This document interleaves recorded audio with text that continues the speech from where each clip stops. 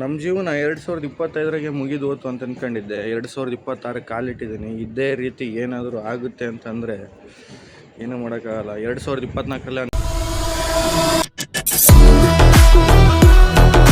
ನಮಸ್ಕಾರ ಸಾಹೇಬ್ರೆ, ನಾನು ನಿಮ್ಮ ಸಿದ್ದು ಕನ್ನಡಿಗ ಮಾತನಾಡ್ತಿರೋದು.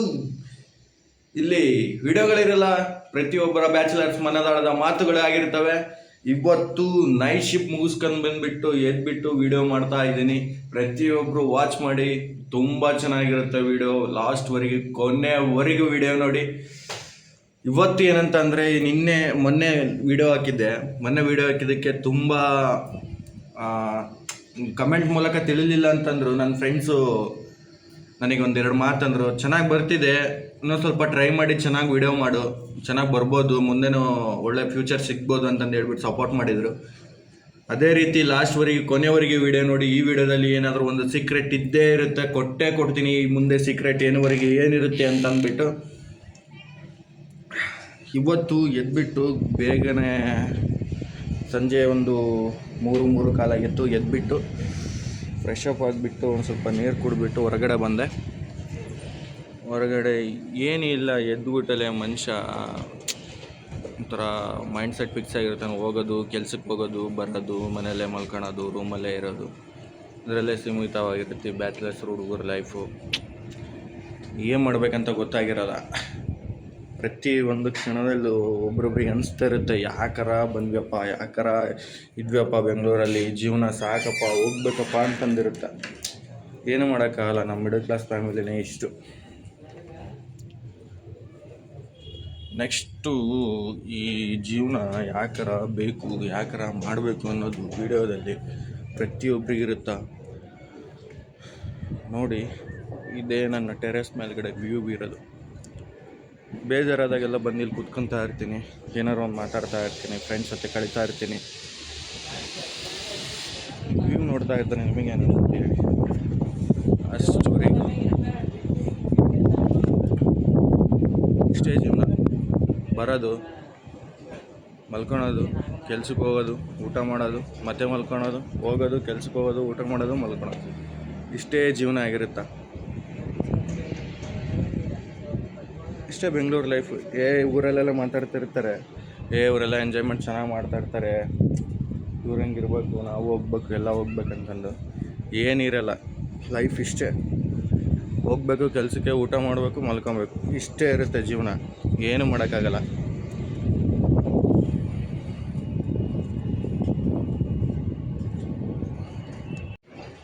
ನಮ್ಮ ಜೀವನ 2025 ಮುಗಿದು ಹೋತು ಅಂತ ಅಂದ್ಕೊಂಡಿದ್ದೆ. 2026 ಕಾಲಿಟ್ಟಿದ್ದೀನಿ. ಇದೇ ರೀತಿ ಏನಾದರೂ ಆಗುತ್ತೆ ಅಂತಂದರೆ ಏನೂ ಮಾಡೋಕ್ಕಾಗಲ್ಲ. 2024ರಲ್ಲಿ ಅಂದ್ಕೊಂಡಿದ್ದೆ ನನ್ನ ಲೈಫ್ ಖರಾಬ್ ಆಯಿತು ಅಂತ. 2025 ಕಳೀತು, ಲೈಫು ಖರಾಬ್ ಆಯಿತು. 2026 ಕಾಲಿಟ್ಟಿದ್ದೀನಿ. ಲೈಫ್ ಏನಾದ್ರು ಆಗುತ್ತೆ ಅಂತ ಚೆಕ್ ಮಾಡೋಣ. ನಿಮ್ಮಿಂದ ನಿಮ್ಮಿಂದ ಏನಾದರೂ ಸಪೋರ್ಟ್ ಸಿಕ್ಕರೆ ಖಂಡಿತವಾಗ್ಲೂ ಏನಾದರೂ 2026ರಲ್ಲಿ ಸಾಧನೆ ಮಾಡ್ತೀನಿ ಅಂತ ಅಂದ್ಕೊಂಡಿದ್ದೀನಿ. ದಯವಿಟ್ಟು ನನ್ನನ್ನು ಬೆಳೆಸಿ, ನಿಮ್ಮದೇ ಹುಡುಗ ಕನ್ನಡಿಗ ಲಾಗ್ಸ್ ಅಂತಂದು ಹೇಳ್ಬಿಟ್ಟು ನಿಮ್ಮದೇ ಚಾನಲ್ಗೆ ಹೆಸರಿಟ್ಟಿದ್ದೀನಿ. ನೀವೇ ನನಗೆ ಸಪೋರ್ಟ್ ಮಾಡ್ಬೇಕಂತ ಅಮ್ಮಲ್ಲಿ ಕೇಳ್ಕೊಳ್ತೀನಿ. ಯಾಕಂತಂದರೆ ಪ್ರತಿಯೊಬ್ಬರು ವೀಡಿಯೋ ಮಾಡ್ತಾರಂತಂದರೆ ಪ್ರತಿಯೊಬ್ಬರು ಮನದಾಳದ ಮಾತಿದ್ದೇ ಇರುತ್ತಾ. ಕಷ್ಟನೋ ಸುಖನೋ ಹಂಚ್ಕೊಳ್ಳುವ ಮನಸ್ಸು ನಿಮ್ಮಲ್ಲಿ ನೀವು ಕೊಟ್ಟರೆ ಅದೆಷ್ಟೋ ತೃಪ್ತಿಯಾಗಿರುತ್ತಾ ಅಲ್ವಾ. ಅದೇ ರೀತಿ ನಿನ್ನೆ ಒಬ್ಬ ನನ್ನ ಫ್ರೆಂಡ್ ಹೇಳ್ದ, ಪ್ರಸಾದನ ಹುಡುಗ, ಮಾಡ್ತಾ ಇದೀಯ ವೀಡಿಯೋನ ಒಂದು ಸ್ವಲ್ಪ ಚೆನ್ನಾಗಿ ಮಾಡು, ಯಾಕಂತಂದರೆ ನೋಡೋರಿಗೆ ಒಂದು ಸ್ವಲ್ಪ ಲುಕ್ಕಾಗಿರಬೇಕು, ನೋಡೋರಿಗೆ ಒಂದು ಸ್ವಲ್ಪ ಚೆನ್ನಾಗಿ ಕಾಣಬೇಕು ಅಂತಂದು ಹೇಳ್ಬಿಟ್ಟು. ಅದೇ ರೀತಿ ಆಗ್ತೀನಿ, ಯಾಕಂದರೆ ನಿಮ್ಮ ಸಪೋರ್ಟ್ ಒಂದು ಸ್ವಲ್ಪ ನನಗೆ ಬೇಕು. ಅದಕ್ಕೋಸ್ಕರ ನಿಮ್ಮ ಸಪೋರ್ಟ್ ಕೇಳ್ತಿದ್ದೀನಿ. ದಯವಿಟ್ಟು ನಿಮ್ಮ ಸಪೋರ್ಟ್ ನನಗೆ ನನ್ನ ಮೇಲೆ ಇರಲಿ ಅಂತ ಕೇಳ್ಕೊಳ್ತೀನಿ. ಇದೇ ರೀತಿ ನಮ್ಮ ಬ್ಯಾಚುಲರ್ಸ್ ಹುಡುಗರ ಕಷ್ಟ ಏನಂತಂದು ಕೇಳಿಬಿಟ್ಟು ಪ್ರತಿಯೊಬ್ಬರಿಗೂ ಮನದಾಳದ ಮಾತು ತಿಳಿಸೋವರೆಗೂ ನಾನು ಸಪೋರ್ಟ್ ಮಾಡ್ತೀನಿ. ಇದು ನಿಮ್ಮದೇ ಚಾನಲ್, ನೀವೇ ಸಪೋರ್ಟ್ ಮಾಡಬೇಕು. ದಯವಿಟ್ಟು ಸಪೋರ್ಟ್ ಮಾಡಿ. ಅಡುಗೆ ಮಾಡಬೇಕು ಇವತ್ತು, ಯಾಕಂತಂದರೆ ನನ್ನದೇ ಅಡುಗೆ ಮಾಡತ್ತೆ. ಅದಕ್ಕೆ ಅಡುಗೆ ಮಾಡಿಬಿಟ್ಟು ನಮ್ಮ ಫ್ರೆಂಡ್ಸಿಗೆ ಊಟ ಹಾಕ್ಸ್ಬೇಕಂತಂದರೆ ನಮ್ಮ ರೂಮಲ್ಲಿ ಮಾತ್ರ ಊಟ ಹಾಕ್ಸ್ಬೇಕು. ಚೌಡಕ್ಕೆ ಚಿಗೋರ್ದನ ತಟ್ಟೆ ಇಟ್ಟ ತೊಳೆಯಪ್ಪ.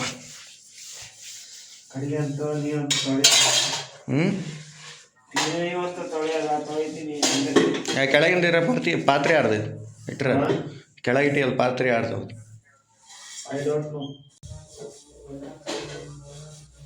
ನಾನು ಸುಮ್ಮನೆ ಐ ಡೋಂಟ್ ನೋ ಅಂತ ಹೇಳ್ಬೇಕಷ್ಟೆ.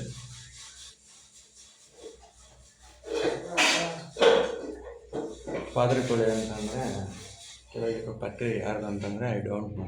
ಬ್ರದರ್ ಹೇಳೋದು ನನಗೆ. ಬಟ್ಟೆ ಒಗೆಯೋಕ್ಕೂ ನಮಗೆ ಸಮಸ್ಯೆ ಆಗ್ತೈತಿ. ಯಾಕಂದರೆ ನಾವು ಊಟ ಮಾಡಿರೋ ತಟ್ಟೆ ತೊಳೆಯೋಕೆ ನಮಗೆ ನಿರ್ಲಕ್ಷ್ಯ.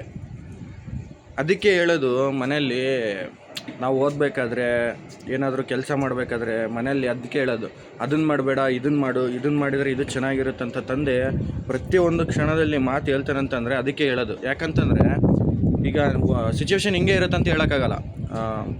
ನಾವು ಡಿಗ್ರಿ ಮಾಡಿದ್ದೀವಿ, ITI ಮಾಡಿದ್ದೀವಿ, ಡಿಪ್ಲೊಮಾ ಮಾಡಿದ್ದೀವಲ್ವಾ, ಈ ಸಿಚುವೇಶನ್ನು ನಾವು ಓದಿದ ತಕ್ಕಂಥ ನಮಗೆ ಕೆಲಸ ಸಿಗೋಲ್ಲ. ಯಾಕಂದರೆ ಇಂಜಿನಿಯರ್ ಮಾಡ್ದೋ ಸತಿಗೂ, ITI ಮಾಡೋದೋ ಸತಿಗೂ, ಡಿಪ್ಲೊಮಾ ಮಾಡೋದೋ ಸತಿಗೂ ಒಂದೇ ಜೊತೆಗೆ ಕೆಲಸ ಮಾಡ್ತೀವಿ. ಯಾಕಂತಂದರೆ ನಮ್ಮ ಈ ಕಲಿಯುಗ ಅನ್ನೋದಲ್ಲ, ಈ ಸರ್ಕಾರ ಇರೋದು ಹೆಂಗಂತ ನಮಗೆ ಗೊತ್ತಾಗ್ತಿಲ್ಲ. ಯಾಕಂತಂದರೆ ನಾವು ಓದಿರೋ ಎಜುಕೇಷನಿಗೆ ನಮಗೆ ಕೆಲಸ ಅಂತ ಖಂಡಿತವಾಗ್ಲೂ ಸಿಗ್ತಾಯಿಲ್ಲ. ಅದಕ್ಕೋಸ್ಕರ ಮನೆಯಲ್ಲಿ ಹೇಳಿದ ಪ್ರತಿ ಕ್ಷಣ ಕೆಲಸಗಳನ್ನು ಯಾಕೆ ಮಾಡ್ಬೇಕನ್ನೋದು ಇದಕ್ಕೆ. ಯಾಕಂತಂದರೆ ಊರು ಬಿಟ್ಟು ಇಲ್ಲಿ ಬಂದಿರ್ತೀವಿ, ನಮ್ಮ ಬಟ್ಟೆ ನಮಗೆ ಹೋಗೋಕ್ಕೆ ನಮಗೆ ಒಂಥರ ಇರಿಟೇಟ್ ಆಗ್ತೈತೆ. ಅಂತಂದರೆ ಆ ತಾಯಿ ಎಷ್ಟು ಮಟ್ಟಿಗೆ ನಮ್ಮ ಬಟ್ಟೆಗಳು ಸೆಳೀಬೋದು, ನಮಗೆ ಎಷ್ಟರ ಮಟ್ಟಿಗೆ ಊಟ ಹಾಕ್ಬೋದು ಅಲ್ವಾ. ಅದಕ್ಕೆ ಹೇಳೋದು ಮನೆಯಲ್ಲಿ ಪ್ರತಿಯೊಬ್ಬರಿಗೂ, ಅದನ್ನು ಮಾಡಬೇಡ, ಇದನ್ನು ಮಾಡು, ಇದು ಮಾಡಿದರೆ ಚೆನ್ನಾಗಿರುತ್ತೆ ಅಂತ ಹೇಳೋದು ತಂದೆ. ಎದಕ್ಕೆ ಹೇಳ್ತಾನೆ ಅಂದರೆ ಇದಕ್ಕೆ. ತಂದೆ ಬೈಯೋದು ನಮ್ಮ ಒಳ್ಳೇದಕ್ಕೆ ಅಂತ ತಿಳ್ಕೊಬೇಕು, ಅವತ್ತು ಕೆಟ್ಟದಕ್ಕೆ ಅಂತ ತಿಳ್ಕೊಳಕ್ಕೆ ಹೋಗ್ಬಾರ್ದು. ಯಾಕಂದರೆ ನಮಗೆ ಇವಾಗ ಅರ್ಥ ಆಗ್ತೈತೆ ಅದು ಎಷ್ಟು ಕಷ್ಟ ಅನ್ನೋದು. ಪ್ರತಿ ಒಬ್ಬರು, ನಾನು ಸ್ಕೂಲಿಗೆ ಹೋಗ್ಬೇಕಾದ್ರೆ ನಾನು ಹೇಳ್ತಾಯಿದ್ದೆ ನಮ್ಮ ಅಪ್ಪಗೆ, ನಾನು ಮಾಡೋಕ್ಕಾಗಲ್ಲ ನೋಡ್ರಿ, ಮಾಡೋಕ್ಕಾಗಲ್ಲ ಹಿಂಗೆ ಹೇಳ್ತಿದ್ದೆ. ಇವತ್ತು ನನಗೆ ಅನಿಸ್ತೈತಿ, ಆ ಕೆಲಸ ನಾನು ಅವತ್ತು ಮಾಡಿದ್ರೆ ಇವತ್ತು ಆರಾಮಾಗಿ ಕೆಲಸ ಕಲಿಬೋದಿತ್ತಲ್ಲ ಅಂತಂದು ಹೇಳ್ಬಿಟ್ಟು. ಯಾಕಂತಂದರೆ ಅವತ್ತು ಒಂದಿನ ನಮ್ಮಪ್ಪ ನನಗೆ ಒಂದ್ಸಲ ಅಕ್ಕಿ ಗುದಿತಮ್ಮ ಅಂತ ಹೇಳಿತ್ತು. ನನಗೆ ಆಗಲ್ಲ ನೋಡಿ, ನಾವು ಹೊತ್ಕೊಂಬರೋಕ್ಕಾಗಲ್ಲ. ಬೈಕ್ ಇದ್ದರೂ ಕೂಡ ಅಕ್ಕಿ ಗುದಿತಮ್ಮ ಅಂತ ಹೇಳಿದ್ರು, ನಾನು ನಿರ್ಲಕ್ಷ್ಯ ಮಾಡಿದರೆ ಅದನ್ನು. ಇವತ್ತು ಇಲ್ಲಿ ಇಲ್ಲಿ ಬೈಕ್ ಇಲ್ಲ, ಏನಿಲ್ಲ. ಅಕ್ಕಿ ಖಾಲಿ ಆದಾಗ ನಾವು ಹೋಗಿ ಹೊತ್ಕೊಂಬರ್ಬೇಕು. ಅಂಗಡಿಗೆ ಎಷ್ಟು ದೂರ ಇರುತ್ತಾ ರೇಷನ್ ಅಂಗಡಿ, ಅಲ್ಲಿ ಹೋಗ್ಬಿಟ್ಟು ನಾವು ಹೊತ್ಕೊಂಬರ್ಬೇಕು ಅದನ್ನ ಹೋಗಿ ಹೆಗ್ಲ ಮೇಲೆ. ಅವತ್ತು ಬೈಕ್ ಇದ್ದರೂ ಕೂಡ ನಾನು ಹೋಗಿ ತರಲಿಲ್ಲ, ಅವತ್ತು ನಿರ್ಲಕ್ಷ್ಯ ಮಾಡಿದೆ. ಅಕ್ಕಿ ಗೋಧಿ ಸೊಸೈಟಿಗೆ ಹೋಗ್ಬಿಟ್ಟು ತರೋಕ್ಕೆ ನಾನು ನಿರ್ಲಕ್ಷ್ಯ ಮಾಡಿದೆ. ಇವತ್ತು ಇಲ್ಲಿ ಗೈಡ್ ಇಲ್ಲ, ಏನಿಲ್ಲ ಬೆಂಗಳೂರಲ್ಲಿ. ನಾನು ಹೋಗಿಬಿಟ್ಟು ಅಕ್ಕಿ ಗೋಧಿ ಹೊತ್ಕೊಂಬರ್ಬೇಕು ನೋಡಿ. ಅವತ್ತು ನಾನು ಕೆಲಸ ಮಾಡಿದರೆ ನನಗೆ ಈಸಿ ಆಗ್ತಿತ್ತು. ಇವತ್ತು ನಾನು ಕೆಲಸ ಮಾಡಲಿಲ್ಲ, ಇವತ್ತು ನನಗೆ ಕಷ್ಟ ಅಂತ. ಇಷ್ಟೇ ಜೀವನ. ಯಾಕಂತಂದರೆ ಪ್ರತಿ ಕ್ಷಣದಲ್ಲಿ ನಾವೇನು ಇಂಪಾರ್ಟೆಂಟ್ ಕೆಲಸ ಮಾಡ್ತಿರ್ತೀವ ಅದು ತಂದೆಗೆ ಸೀಮಿತವಾಗಿರುತ್ತೆ. ತಂದೆ ಹೇಳಿದ ಮಾತು ಕೇಳಬೇಕನ್ನೋದು ಇದಕ್ಕೆ ಹೇಳೋದು. ಯಾಕಂತಂದರೆ ಅವತ್ತು ನಾನು ಆ ಕೆಲಸ ಮಾಡಿದರೆ ಖಂಡಿತವಾಗ್ಲಿ ಈ ಕೆಲಸ ನನಗೆ ಈಸಿ ಆಗ್ತಿತ್ತು. ಇವತ್ತು ನನಗೆ ಕಷ್ಟ ಅನ್ನೋದು ಆಗ್ತಿರ್ಲಿಲ್ಲ. ನಿಜ ಅಲ್ವಾ? ಅದಕ್ಕೆ ಹೇಳ್ತಿದ್ದೆ ಎಲ್ಲರಿಗೂ, ಕಲಿಯೋ ಟೈಮ್ನಾಗ ಕಲೀಲಿಲ್ಲ, ಓದೋ ಟೈಮ್ನಾಗ ಓದಲಿಲ್ಲ, ಬರೆಯೋ ಟೈಮ್ನಾಗ ಬರೀಲಿಲ್ಲ, ಆಟ ಆಡೋ ಟೈಮ್ನಾಗ ಆಟಲಿಲ್ಲ. ಇವಾಗ ಅನಿಸ್ತಿದೆ ಪ್ರತಿಯೊಂದು ಕ್ಷಣದಲ್ಲಿ, ಪ್ರತಿಯೊಂದು ನಿಮಿಷ, ಪ್ರತಿಯೊಂದು ಸೆಕೆಂಡಲ್ಲಿ ಅನಿಸುತ್ತೆ, ಆವಾಗಲೇ ಮಾಡಲಿಲ್ಲ, ಇವಾಗ ಏನಪ್ಪ ಇದು ಪರಿಸ್ಥಿತಿ ಅನ್ನೋದು. ಅದಕ್ಕೆ ದೇವರು ನಮ್ಮನ್ನ ಎಲ್ಲಿಡ್ಬೇಕು ಅಲ್ಲೇ ಇಟ್ಟಿದ್ದಾನೆ. ಯಾಕಂತಂದರೆ ಆ ಗುರುಗಳು ಹೇಳಿದ ಮಾತು ನಾವು ಕೇಳಲಿಲ್ಲ, ಅಪ್ಪ ಹೇಳಿದ ಮಾತು ನಾವು ಕೇಳಲಿಲ್ಲ, ಅಮ್ಮ ಹೇಳಿದ ಮಾತು ನಾವು ಕೇಳಲಿಲ್ಲ. ಇವತ್ತು ನಮಗೆ ಅನಿಸ್ತೈತಿ ಇಷ್ಟಾಗಂತ ಕಷ್ಟ ಯಾಕಂತಂದ್ರೆ. ನಿನ್ನೆ ಇದೇ ಸಿಚುವೇಷನಲ್ಲಿ ಇದಕ್ಕೆ ಒಂದು ನಿನ್ನೆ ನಾವು ವರ್ಕ್ ಮಾಡಬೇಕಾದ್ರೆ ನಾವು ಮಾಡಿರೋ ವರ್ಕ್ ಪಾರ್ಟು ಓಕೆನೇ ಇತ್ತು. ನೆಕ್ಸ್ಟ್ ಒಂದು 2 ಪಾರ್ಟು ನಾಟೋಕ್ಕೆ ಬಂತಂದು ಹೇಳ್ಬಿಟ್ಟು ಕ್ವಾಲಿಟಿ ನನಗೆ ನಾಟೋಕ್ಕೆ ಇದೆ ಅಣ್ಣ, ಇದನ್ನು ಕಟ್ಕೊಡು ಅಂತಂದು ಹೇಳ್ಬಿಟ್ಟು ನನಗೆ ಹತ್ರ ಕಟ್ಕೊಡ್ಸಿದ. ಸರಿ, ಅವೇ 2 ಪಾರ್ಟು ನೆಕ್ಸ್ಟ್ ಶಿಫ್ಟರಿಗೆ ಸಿಕ್ತು. ಅಂದರೆ ಆ ಪಾರ್ಟು ನೆಕ್ಸ್ಟ್ ಶಿಫ್ಟರಿಗೆ ಸಿಕ್ತು. ಆ ಪಾರ್ಟೇ ರಿಜೆಕ್ಷನ್ ಅಂತಂದು ಹೇಳ್ಬಿಟ್ಟು 60 ಪಾರ್ಟ್ ಓಡ್ ಮಾಡಿದರು. ಯಾಕಂತಂದರೆ ನೋಡಿ, ನಾವು ಒಳ್ಳೇದು ನಾವು ಓಕೆ ಅಂತ ಅಂದರೂ ಕೂಡ ಅಲ್ಲಿ ಇನ್ನೊಬ್ಬ ಅಡ್ಗಾಲ ಆಗ್ತಾ ಇರ್ತಾನೆ. ಯಾಕಂತಂದರೆ ನಾವು ನಮ್ಮನ್ನು ಸರಿದೂಗ್ಸೋಣಕ್ಕೋಸ್ಕರನಾದ್ರಂತೂ ಓಕೆ ಅಂತ ಮಾಡಿದ್ರ ಪಾಟು ಅದನ್ನು ಇನ್ನೊಬ್ಬ ತಡೆಗಟ್ಟಿರ್ತಾನೆ. ಯಾಕಂತಂದರೆ ನಮ್ಮಲ್ಲಿ ನಾವಿರೋರ ಜೊತೆ ಚೆನ್ನಾಗಿರ್ಬೇಕು. ಯಾಕಂತಂದರೆ ನಮ್ಮ ಜೊತೆ ಇರೋ ಫ್ರೆಂಡ್ ಸರ್ಕಲ್ಲು ಫಸ್ಟ್ ಚೆನ್ನಾಗಿರ್ಬೇಕು. ಅವಾಗ ಮಾತ್ರ ನಾವು ಉದ್ಧಾರ ಆಗ್ತೀವಿ, ಇಲ್ಲಾಂದರೆ ಯಾವುದೇ ಕಾರಣಕ್ಕೂ ಉದ್ಧಾರ ಆಗಲ್ಲ. ಯಾಕಂತಂದರೆ ನಿನ್ನೆ ಒಂದು ವರ್ಡ್ಸ್ ಬರುತ್ತೆ ನನಗೆ, ಹಿಂಗೆ ಟೀ ಬ್ರೇಕ್ನಾಗ ಕೂತ್ಕೊಂಡಾಗ, ನಿನ್ನ ಕೈಲಿ ಏನಾಗುತ್ತೆ, ಏನು ಮಾಡೋಕ್ಕಾಗುತ್ತೆ ಅಂತ ಇನ್ನೊಬ್ರು ಹೇಳ್ದಾಗ ಇನ್ನೊಬ್ಬ ಅದನ್ನು ತುಳಿಯೋಕ್ಕಂತಲೇ ನೋಡ್ತಾ ಇರ್ತಾನೆ. ಯಾಕೆಂದರೆ ಇನ್ನೊಬ್ಬ ಬುದ್ಧಿವಾದ ಹೇಳ್ತಿರ್ತಾನೆ, ತಮ್ಮ ಹಿಂಗೆ ಮಾಡು, ಹಿಂಗೆ ಬರಲ್ಲ, ಹಿಂಗೆ ಮಾಡಿದರೆ ಮಾತ್ರ ಚೆನ್ನಾಗಿರುತ್ತೆ ಅಂತ ಹೇಳ್ತಿರ್ತಾನೆ.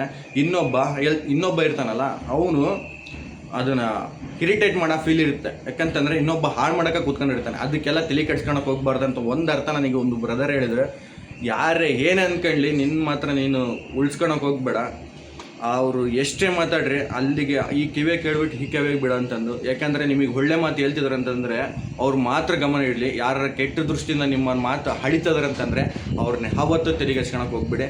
ಅವತ್ತು ಅಲ್ಲೇ ಬಹುಮಾನ ಮಾಡಿ. ಯಾಕಂತಂದರೆ ಅವ್ನು ನಮ್ಮನ್ನ ತುಳಿಯೋಕೆ ನೋಡ್ತಿದ್ದ ಅಂತಂದರೆ ಅವನಿಗೆ 1% ನಾವು ಮರ್ಯಾದೆ ಕೊಡೋಕೆ ಹೋಗ್ಬಾರ್ದು. ಅಷ್ಟೇ ನಿರ್ಲಕ್ಷ್ಯದಿಂದ ಅಷ್ಟೇ ಅವ್ನು ತಪ್ಪಾಗಾರೆ ತಿಳ್ಕೊಳ್ಳಿ, ನಿಮ್ಮ ಮೇಲೆ ನಿರ್ಲಕ್ಷ್ಯವರೆಗೆ ತಿಳ್ಕೊಳ್ಳಿ, ನಿಮ್ಮ ಮೇಲೆ ಅಸಹ್ಯದ್ರು ಉಟ್ಕೊಳ್ಳಿ, ಅವನಿಗೆ ಅಲ್ಲೇ ಬಹುಮಾನ ಕೊಡಬೇಕು. ನಾನು ಅಷ್ಟೇ ನಿನ್ನೆ ಅವನಿಗೆ ಏನು ಹೇಳ್ಬೇಕಂತ ಇದ್ದೆ ಅದನ್ನು ಖಂಡಿತವಾಗ್ಲೂ ನಾನು ಹೇಳ್ತೀನಿ ಇವತ್ತು. ಯಾಕಂತಂದರೆ ನಮ್ಮ ಬ್ರದರ್ಗೆ ನಾನು ಶೇರ್ ಮಾಡಿದೆ ನಿನ್ನೆ, ಅಣ್ಣ ಹಿಂಗೆ ಹೇಳ್ದಣ ಅಂತ ಬಂದುಬಿಟ್ಟಲೆ ತಮ್ಮ ನೀನು ಹೇಳಿ ಮಾಡಿದ ತಪ್ಪಿದೆ, ಇವತ್ತು ಹೋಗು ಅವನಿಗೆ ಎಲ್ಲಿ ಆನ್ಸರ್ ಮಾಡಿದ್ದಲ್ಲ ಅಲ್ಲೇ ಅವನಿಗೆ ಡ್ರಾ ಮಾಡಂತ ಅಂದ. ಅದೇ ಇವತ್ತು ಸಿಚುವೇಶನ್ ಹಿಡ್ಕೊಂಡು ಹೋಗ್ತಾ ಇದ್ದೀನಿ. ಅವನು ಎಷ್ಟು ನಾನು ಅಸಹ್ಯ ಮಾಡಿದೆ, ನಾನು 4 ಜನ ಫ್ರೆಂಡ್ಸ್ ಮುಂದೆ ಅಷ್ಟೇ ಅವನಿಗೆ ಅಸಹ್ಯ ಮಾಡ್ತೀನಿ. ನಿಮಗೆ ಹೇಳೋದು ಅಷ್ಟೇ, ನಿಮ್ಮ ಅಕ್ಕಪಕ್ಕ ಇರೋ ಫ್ರೆಂಡ್ಸ್ನ ಒಳ್ಳೆಯವ್ರನ್ನ ಇಟ್ಕೊಳ್ರಿ, ಆವತ್ತು ಕೆಟ್ಟವ್ರನ್ನ ನಂತರ ಇಟ್ಕೊಳಕ್ಕೆ ಹೋಗ್ಬೇಡಿ. ನೀವು ಒಳ್ಳೇದಾಗುತ್ತೆ ಅಂತ 4 ಜನಕ್ಕೆ ಸಪೋರ್ಟ್ ಮಾಡೋಕ್ಕಂತ ಹೋದಂದರೆ ಅದನ್ನು ಎಷ್ಟು ಹೀನವಾಗಿ ನೋಡ್ತಾರಂತಂದರೆ ಅಷ್ಟು ಹೀನವಾಗಿ ನೋಡ್ತಾರೆ. ಅಂಥವ್ರನ್ನ ಯಾವತ್ತಿದ್ರೂ ದೂರ ಇಡಿ, ನಿಮ್ಮ ಫ್ರೆಂಡ್ ಸರ್ಕಲಿಂದ ದೂರ ಇಡಿ. ಒಬ್ಬನೋದ್ರೆ ತಲೆ ಕೆಡ್ಸ್ಕೊಳಕ್ಕೆ ಹೋಗ್ಬೇಡ್ರಿ. ಯಾಕಂದರೆ ಸತ್ತ 4 ಜನ ಬರ್ತಾರಂತ ನಮ್ಮ ಊರಕ್ಕೆ, ನಮ್ಮ ಅಂದ್ಕೊಂಡು 4 ಜನ 2 ಜನ 1 ಜನ ಬರಲ್ವಾ, ಬಂದೇ ಬರ್ತಾರೆ, ಖಂಡಿತವಾಗ್ಲೂ ಬಂದೇ ಬರ್ತಾರೆ. ನಾನು ಅದೇ ಸಿಚುವೇಷನಲ್ಲಿರೋನು. ಯಾಕಂತಂದರೆ ಅವನಿಗೆ ಇಷ್ಟ ಆಗಲಿಲ್ಲ ಅಂತಂದ್ರೂ ಕೂಡ, ಅವನಿಗೆ ನನ್ನ ವೀಡಿಯೋ ನೋಡೋಕೆ ಇಷ್ಟ ಆಗಲಿಲ್ಲ ಅಂತ ಕೂಡ ಅವ್ನು ಹೋದ್ರೆ ನನಗೆ ಪರವಾಗಿಲ್ಲ. ಯಾಕಂತಂದರೆ ನಾನು ಸತ್ತಾಗ 4 ಜನ ಊರಕ್ಕೆ ಬರ್ತಾರಂತೆ, ನಾನು ಆಡಿರೋ ಮಾತು, ನಾನು ಮಾಡಿರೋ ವೀಡಿಯೋಗೆ 4 ಜನ ಕಮೆಂಟ್ಸು, ಲೈಕ್, ಶೇರ್ ಮಾಡಲ್ವಾ, ಮಾಡೇ ಮಾಡ್ತಾರೆ, 100% ಮಾಡೇ ಮಾಡ್ತಾರೆ. ಅದೇ ಸಪೋರ್ಟಿಂದ ವೀಡಿಯೋ ಮಾಡ್ತಿರೋದು. ಅದಕ್ಕೆ ಹೇಳೋದು, ನಮ್ಮ ಏಜ್ ಎಷ್ಟಿರುತ್ತೋ ಅಷ್ಟು 1, 2 ಅಥವಾ ಚಿಕ್ಕವ್ರನ್ನ ಅಥವಾ ದೊಡ್ಡವ್ರನ್ನ ಫ್ರೆಂಡ್ಶಿಪ್ ಮಾಡಿ ಅಂತಂದು. ನಮಗೂ ಕೀಳಾಗಿರೋರನ್ನ ಯಾವತ್ತೂ ಫ್ರೆಂಡ್ಶಿಪ್ ಮಾಡೋಕ್ಕೆ ಹೋಗ್ಬಾರ್ದು. ಯಾಕಂತಂದರೆ ನಮ್ಮನ್ನ ಇರಿಟೇಟ್ ಫೀಲ್ ಥರ ಮಾಡೋಂಗೆ ಮಾಡ್ತಾರೆ. ಯಾಕಂತಂದರೆ ನಾವು ಅವ್ರನ್ನ ಇಷ್ಟರ ಮಟ್ಟಿಗೆ ಇಟ್ಟಿರ್ತೀವಿ, ಇಷ್ಟರ ಲೆವೆಲಿಗೆ ಕೂತ್ಕೊಂಡ್ಬಿಟ್ಟು ತಲೆ ಮೇಲೆ ಕೂತ್ಕೊಂಡಿರ್ತಾರೆ. ಯಾಕಂತಂದರೆ ಅಷ್ಟರ ಮಟ್ಟಿಗೆ ನಾವು ಬಿಡ್ಕೊಳಕ್ಕೆ ಹೋಗ್ಬಾರ್ದು. ಅಷ್ಟರ ಮಟ್ಟಿಗೆ ಬಿಟ್ಕೊಂಡಿದ್ದಕ್ಕೆ ನನಗೆ ಈ ಥರ ಸಿಚುವೇಶನ್ ಬಂದಿರೋದು. ಅದಕ್ಕೆ ಹೇಳೋದು, ಪ್ರತಿಯೊಬ್ಬರ ಕ್ಷಣದಲ್ಲಿ ನಮ್ಮಂಥ ಏಜ್ ತಕ್ಕಂಥ ಲೆವೆಲ್ ತಕ್ಕಂಥ ನಾವು ಫ್ರೆಂಡ್ಶಿಪ್ ಮಾಡ್ಬೇಕನ್ನೋದು. ಫ್ರೆಂಡ್ಶಿಪ್ ಮಾಡಿದ ತಪ್ಪಿಗೆ ಅನುಭವಿಸ್ತಿದ್ವಿ ಇವಾಗ. ಯಾಕಂತಂದರೆ ಚಿಕ್ಕ ಹುಡುಗರಿಗೆ ಸತಿಗೂ ನಮಗೆ ಅಸಹ್ಯ ಮಾಡ್ತಾರಂತಂದರೆ ಅವ್ರ ಹತ್ರಕ್ಕೂ ಕೂಡ ಸೇರ್ಸ್ಬೇಕು ಹೋಗ್ಬಾರ್ದು. ಯಾಕಂತಂದರೆ ಊರು ಬಿಟ್ಟು ಬಂದಿದ್ದೀವಿ ಅಂತಂದರೆ ನಮಗೆ ಮರ್ಯಾದೆ ಇರಬೇಕು. ಯಾಕಂತಂದರೆ ಬೇರೆಯವರಲ್ಲಿ ಹೀನವಾಗಿ ಅಸಹ್ಯ ಮಾಡಿಸ್ಕೊಳಕ್ಕೆ ಹೋಗ್ಬಾರ್ದು. ಯಾಕಂತಂದರೆ ಹುಟ್ಟಿಸಿದ ತಂದೆ ತಾಯಿನ ಹತ್ರಕ್ಕೆ ನಾವು ಶ್ರೀಮಂತ ಅನ್ಸ್ಕೊಂಡಿರೋಲ್ಲ, ಬೇರೆಯವ್ರ ಹತ್ರ ಶ್ರೀಮಂತ ಖಂಡಿತವಾಗ್ಲೂ ಅನ್ಸ್ಕೊಳಕ್ಕೆ ಹೋಗ್ಬಾರ್ದು. ಯಾಕಂತಂದರೆ ಪ್ರತಿ ವಿಷಯದಲ್ಲಿ ಕೇಳೋದು ಒಂದೇ ಕಿವಿಯ ಮಾತಾಗಿರ್ಬೇಕು, ಉದ್ಧಾರ ಆಗು ಅಂತಂದು ಹೇಳ್ಬಿಟ್ಟು. ಉದ್ಧಾರ ಹಾಳು ಮಾಡೋರ ಜೊತೆ ಸೇರಕ್ಕೆ ಹೋಗ್ಬಾರ್ದು ಅಲ್ವಾ. ಇಷ್ಟು ಹೇಳಕ್ಕೆ ಇಷ್ಟಪಡ್ತೀನಿ. ಇದು ನಿಮ್ಮದೇ ಚಾನಲ್ ಸಿದ್ದು ಕನ್ನಡಿಗ ಲಾಗ್ಸ್. ನಿಮ್ಮದೇ ಸಪೋರ್ಟ್ ಆಗಿ ನಿಂತ್ಕೊಂಡಿದ್ದೀನಿ. ದಯವಿಟ್ಟು ಈ ವಿಡಿಯೋ ಖಂಡಿತವಾಗ್ಲೂ ವಾಚ್ ಮಾಡಿ. ಖಂಡಿತವಾಗ್ಲೂ ಏನಾದರೂ ಒಂದು ವಿಡಿಯೋ ತಂದೆ ತರ್ತೀನಿ. ಅಲ್ಲಿವರೆಗೂ ವೇಟ್ ಆ್ಯಂಡ್ ಸಿ. ಜೈ ಹಿಂದ್, ಜೈ ಕರ್ನಾಟಕ ಮಾತೆ. ಅದಕ್ಕೆ ಹೇಳೋದು, ನಮ್ಮಪ್ಪ ಯಾವಾಗಲೂ ಹೇಳ್ತಿದ್ರು, ನಿನ್ನ ಏಜ್ ಎಷ್ಟಿದೆನೋ ಅಷ್ಟರ ಲೆವೆಲ್ಲಿಗೆ ನೀನು ಫ್ರೆಂಡ್ಶಿಪ್ ಮಾಡು, ನಿನಗಿಂತ ಕೀಳಾಗಿರೋರನ್ನ ಯಾವತ್ತೂ ಫ್ರೆಂಡ್ಶಿಪ್ ಮಾಡೋಕ್ಕೆ ಹೋಗ್ಬಾರ್ದು ಅಂತಂದು ಹೇಳ್ಬಿಟ್ಟು. ಇವಾಗ ಅನಿಸ್ತಿದೆ ನನಗೂ ಚಿಕ್ಕವ್ರನ್ನ ಯಾವತ್ತೂ ನಾವು ಫ್ರೆಂಡ್ಶಿಪ್ ಮಾಡೋಕ್ಕೆ ಹೋಗ್ಬಾರ್ದು, ನನಗೂ ದೊಡ್ಡವ್ರು ಇರೋರನ್ನ ಯಾವತ್ತೂ ನಾವು ಫ್ರೆಂಡ್ಶಿಪ್ ಮಾಡ್ಬೇಕನ್ನೋದು. ಮನುಷ್ಯ ಹಿಂಗೆ ಇರ್ತಾನೆ ಅಂತ ಹೇಳೋಕ್ಕಾಗಲ್ಲ. ಅವ್ರನ್ನ ಇಲ್ಲಿ ಇಟ್ಕೊಂಡಿದ್ದೀವಿ ಅಂತಂದರೆ ಇಲ್ಲೇ ಇರೋಕ್ಕೆ ಇಷ್ಟಪಡ್ಬೇಕು. ಯಾವತ್ತು ಇಲ್ಲಿ ಬಂದು ಕುತ್ಕೊಳ್ಳೋವಷ್ಟು ವ್ಯವಸ್ಥೆ ಮಾಡೋಕ್ಕೆ ಹೋಗ್ಬಾರ್ದು. ಯಾಕಂತಂದರೆ ನನಗೆ ಆಗಿರೋ ಸಿಚುವೇಶನ್ ಅದಕ್ಕೆ ನಿಮಗೆ ಆಗಬಾರ್ದು ಅಂತಂದು ಹೇಳ್ತಿರೋದು. ಪ್ರತಿಯೊಬ್ಬರು ಹೇಳ್ತೀನಿ, ನಿಮ್ಮ ಏಜ್ ತಕ್ಕಂತ ನೀವು ಫ್ರೆಂಡ್ಶಿಪ್ ಮಾಡಿ. ಯಾವತ್ತು ನಿಮ್ಗೆ ಕೀಳಾಗಿರೋರನ್ನ ಯಾವತ್ತೂ ಫ್ರೆಂಡ್ಶಿಪ್ ಮಾಡೋಕ್ಕೆ ಹೋಗ್ಬಾರ್ದು. ಅವನು ಯಾಕಂತಂದರೆ ಇನ್ನೊಬ್ಬರು ತಂದಿಡೋ ಕೆಲಸ ಮಾಡ್ತಿರ್ತಾನೆ. ಅದಕ್ಕೋಸ್ಕರ ಹೇಳೋದು, ನಿಮ್ಮ ಏಜ್ ತಕ್ಕಂತ ನೀವು ಫ್ರೆಂಡ್ಶಿಪ್ ಮಾಡಿ. ಇಷ್ಟು ಹೇಳೋಕ್ಕೆ ಇಷ್ಟಪಡ್ತೀನಿ. ಇವತ್ತಿನ ವಿಡಿಯೋ ಇಷ್ಟ ಆಗಿರುತ್ತೆ. ಇನ್ನೂ ಮುಂದೆ ನಾನು ಪ್ರಯತ್ನ ಮಾಡ್ತೀನಿ. ಖಂಡಿತವಾಗ್ಲೂ ನನ್ನ ಮನದಾಳ ಮಾತು ನಿಮಗೆ ಕಟ್ಟೋವರೆಗೆ ಮುಟ್ಟಿಸ್ತೀನಿ. ನೀವೇನಾದ್ರು ಮನದಾಳ ಈ ಮಾತು ಇಟ್ಕೊಂಡಿದ್ರೆ ದಯವಿಟ್ಟು ನನ್ನ ಹತ್ರ ಶೇರ್ ಮಾಡ್ಕಂತ ಕೇಳ್ಕೊಂತ ಇಷ್ಟೇ ಇವತ್ತಿನ ಲಾಗ್ ಎಂಡ್ ಆಗಿರುತ್ತೆ. ಜೈ ಹಿಂದ್, ಜೈ ಕರ್ನಾಟಕ ಮಾತೆ. ಇದು ನಿಮ್ಮದೇ ಚಾನಲ್, ಯಾವತ್ತೂ ಮರೆಯೋಕ್ಕೆ ಹೋಗ್ಬೇಡಿ. ದಯವಿಟ್ಟು ಒಂದು ಸಬ್ಸ್ಕ್ರೈಬ್ ಮೂಲಕ ನನ್ನನ್ನು ಕಾಣಿ ಅಂತಂದು ಹೇಳ್ಬಿಟ್ಟು ಇಲ್ಲಿಗೆ ವಿಡಿಯೋ ಎಂಡ್ ಮಾಡ್ತಿದ್ದೀನಿ. ಜೈ ಹಿಂದ್, ಜೈ ಕರ್ನಾಟಕ ಮಾತೆ.